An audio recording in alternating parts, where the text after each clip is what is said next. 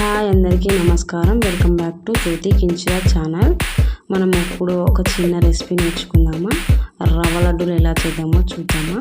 కావాల్సిన పదార్థాలు రవ్వ, నెయ్యి, పచ్చి కొబ్బరి తురుము. చాలా బాగుంటాయి రవ్వ లడ్డూలు టేస్టీగా కొబ్బరి వేయడం వల్ల. Dry fruits, sugar. మనం షుగర్ తినేదాన్ని బట్టి వేసుకోవాలి.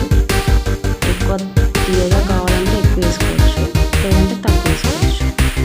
యాలకుల పొడి, పచ్చి కొబ్బరి తురుమును రవ్వలో వేసి ఆ వాటర్ అంతా రవ్వ పట్టేలాగా కలుపుకోవాలి. ఒక 10 నిమిషాల దాకా అట్లనే పెట్టి ఒక చిన్న బాండి పెట్టుకొని దాంట్లో నెయ్యి వేసుకొని డ్రై ఫ్రూట్స్ వేయించుకోవాలి. వేయించుకున్న తర్వాత పక్కకు తీసి పెట్టుకోవాలి. అదే బాండిలో మనం రవ్వ కొబ్బరి మిశ్రమాన్ని వేసుకొని బాగా వేయించుకోవాలి మీడియం మంట పైన. తర్వాత వేడి బాండి పెట్టుకొని దాంట్లో కొంచెం షుగర్ వేసుకొని కొన్ని వాటరే తీగ పక్కన వచ్చేదాకా మసలబెట్టి ఈ రవ్వ కొబ్బరి మిశ్రమాన్ని దాంట్లో వేసుకొని కలుపుకోవాలి. బాగా కలుపుకొని వేడి పైనే